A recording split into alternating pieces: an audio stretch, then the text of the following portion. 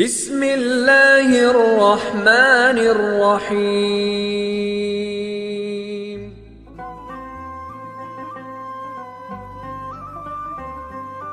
آداب حضرات، ہم ایک نیا پروگرام لے کر حاضر ہوئے ہیں جس کا عنوان ہے ہندوستان کی آزادی میں مسلمانوں کا کردار۔ جی ہاں، یہ بتانا بہت ضروری ہو گیا ہے اور نئی نسل کو خاص طور سے کہ جو ہندوستان آج آزاد ملا ہے ہمیں، جس میں ہم رہ رہے ہیں، تو اس میں مسلمانوں کا کتنا بڑا رول رہا ہے اس کو آزاد کرانے میں، کیسے انہوں نے انگریزوں سے لوہا لیا۔ حالانکہ یہ آزادی صرف مسلمانوں کی وجہ سے ملی ہو ایسا بھی نہیں ہے، سب نے مل کر کے، لیکن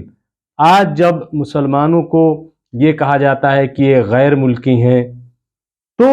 ایسی صورتحال میں یہ بتانا ضروری ہے کہ اس ملک کو آزاد کرانے کے لیے ہمارے اکابرین نے، ہمارے بزرگوں نے کتنی بڑی قربانیاں پیش کی ہیں۔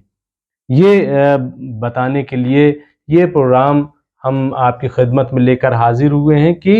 ہندوستان کی جنگ آزادی میں مسلمانوں کا کیا کردار رہا ہے۔ سب سے پہلے تو آپ کو معلوم ہے کہ جو ٹیپو سلطان ہیں،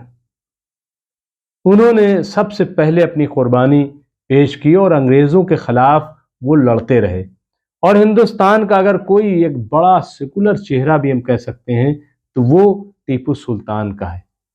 کہ جب ٹیپو سلطان شہید ہو گئے اور ان کے ہاتھ سے انگوٹھی اتاری گئی تو اس پر رام لکھا ہوا تھا۔ ٹیپو سلطان وہ ہیں کہ جنہوں نے دلتوں کو، SC/ST کے لوگوں کو انصاف دلایا۔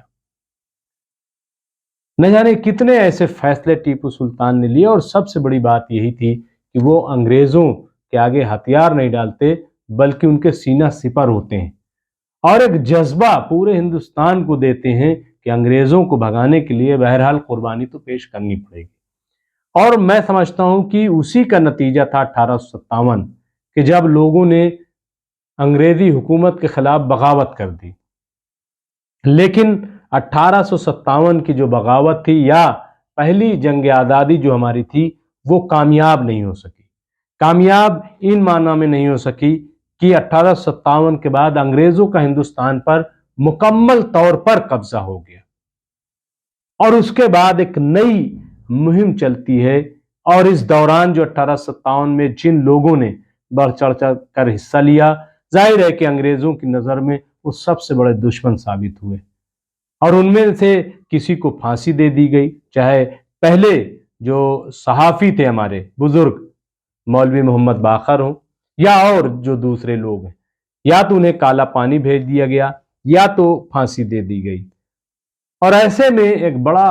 مشکل وقت تھا کہ اس تحریک کو، جو جنگ آزادی کی تحریک ہے، کیسے آگے بڑھائی جائے۔ لیکن ہمارے اکابرین نے انگریزوں سے لوہا لیا اور اس جنگ آزادی کو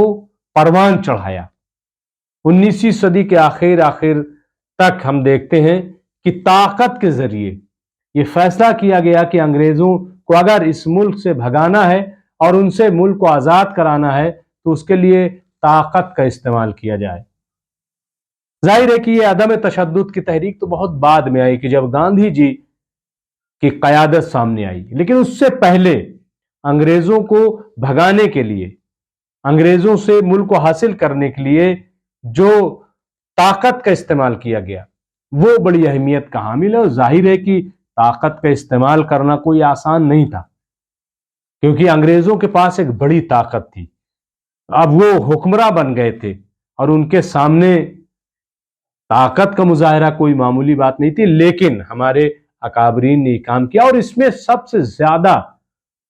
جو لوگ شامل تھے وہ علماء کرام تھے، وہ مولوی حضرات تھے۔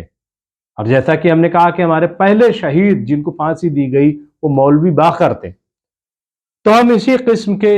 کچھ اہم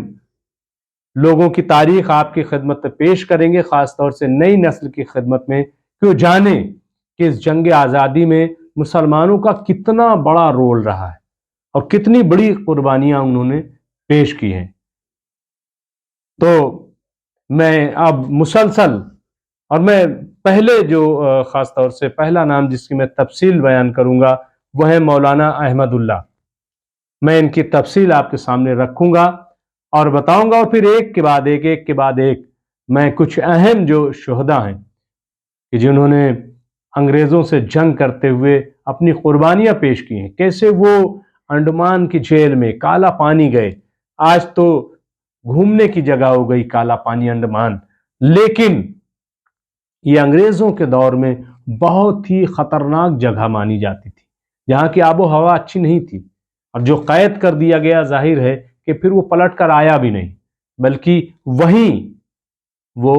مر گیا، وہیں وہ شہید ہو گیا، اور جو مظالم وہاں کیے گئے وہ سب کی داستان میں آپ کی خدمت میں پیش کروں گا۔ تو ہمارے ساتھ جڑے رہیے اسلام ناؤ میں، کیونکہ ہم کسی ایک بڑے شہید کی کہانی آپ کی خدمت میں پیش کرتے رہیں گے۔ شکریہ۔